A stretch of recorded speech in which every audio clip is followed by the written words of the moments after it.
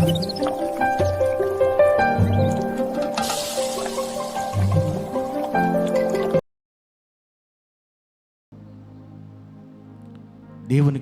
మహిమ కలుగునుగాక.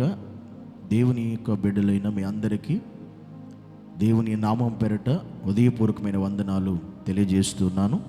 దేవుని సందులో అయిన పరిశుద్ధ లేఖనాన్ని చదివి ఈరోజు ధ్యానం కొరకై మనం ముందు కొనసాగుదాం. ఆదికాండము 4వ అధ్యాయము 7వ వచనం. నీవు సత్క్రియ చేసిన ఎడల తల ఎత్తుకొనవా, సత్క్రియ చేయని ఎడల వాకిట పాపము పొంచి ఉండును. నీ ఎడల దానికి వాంఛ కలుగును, నీవు దానిని ఏలుదువు అనెను. దేవుని వాక్యం చెబుతుంది, దేవుడు కయీనుతో మాట్లాడుతున్న మాట ఇది. కయీనుతో దేవుడు అర్పణ తీసుకురమ్మని చెప్పాడు. కయీను హేబేలు ఇద్దరు అర్పణ తీసుకెళ్ళి, కానీ దేవుడు హేబేలు అర్పణ అంగీకరించాడు, కయీను అర్పణ అంగీకరించలేదు. దేనికి కారణం అని ఆలోచిస్తే, దేవుడు కయీనును మనస్సు ఎరిగిన దేవుడు గనుక, హృదయ అంతరంగం తెలిసినవాడు గనుక కయీనుతో ఈ మాట చెప్తున్నాడు. ఎందుకు కయీను నీ మనస్సు అలా ఉంది, నీ హృదయం అలా ఉంది? నిజంగా నీవు సత్క్రియ చేస్తే తల ఎత్తుకుంటావు కదా, కానీ నీవు సత్క్రియ చేసావో లేదో నీకే తెలుసు. నువ్వు సత్క్రియ చేయని ఎడల వాకిట పాపం పొంచి ఉంటుంది. అంటే సత్క్రియ అంటే మంచి క్రియ, మంచి పని.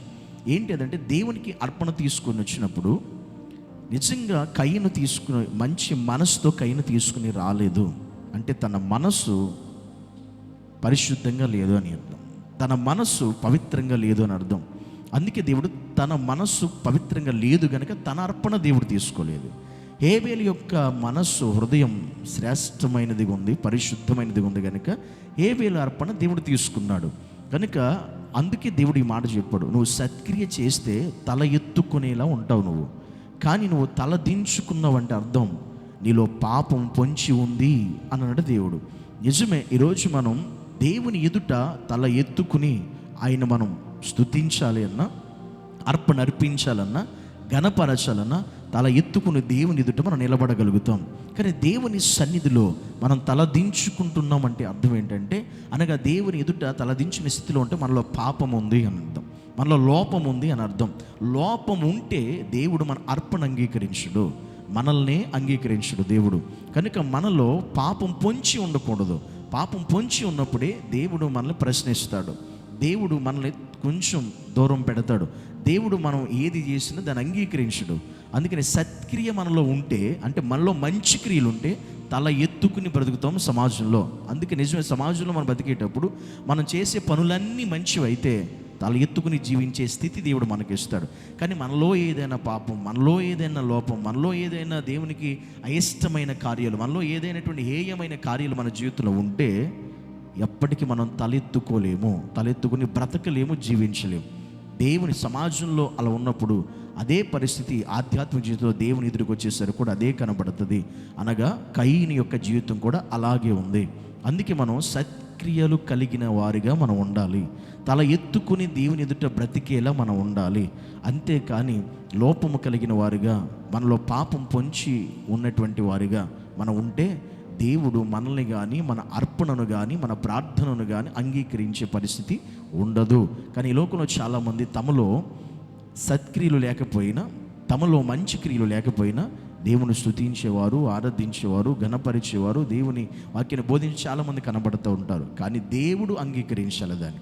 దేవుడు అంగీకరించాలంటే మనలో సత్క్రియలు ఉండాలి, మంచి క్రియలు ఉండాలి, మంచి ఆలోచనలు ఉండాలి, మంచి తలంపులు ఉండాలి. ఇవి లేని పక్షంలో దేవుడు ఎవరిని కూడా అంగీకరించడు. అప్పుడు మనం దేవుణ్ణి ధైర్యంగా స్తుతించగలం, ధైర్యంగా దేవుని ఘనపరచగలం, దేవుణ్ణి మహిమకరంగా ఉండగలం. కనుక తల ఎత్తుకునే సత్క్రియలు కలిగిన ఆత్మీయ జీవితాలు మనం హేబేలు లాంటి మనస్సు కలిగి ఉండాలి, హేబేలు లాంటి క్రియలు కలిగి ఉండాలి. కయీను లాంటి మనస్సు మనకు ఉండకూడదు. అలా ఉంటే పాపం పొంచి ఉంటుంది, దాని మీద మనకి వాంఛ కలిగిద్ది, మనం దేవుని పాపులం అవుతాం. అందుకే ఆ పరిస్థితి నుంచి మనం బయటికి రావాలి. మనం చేసే ప్రతి పని మంచిదై ఉండాలి, అది దేవుడు మెచ్చాలి, అప్పుడు దేవుడికి మహిమ కలిగిద్ది. అట్టి కృప దేవుడు మనం కూడా సత్క్రియలు చేసే హృదయాలు, మనస్సులు దేవుడు మనకు అనుగ్రహించి నడిపించునుగాక. ఆమేన్. తండ్రి, నీకు వందనాలు, స్తోత్రాలు నాయన. నీ సన్నిధిలో సత్క్రియలు మాలో ఉంటే మేము తల ఎత్తుకుని జీవిస్తాం.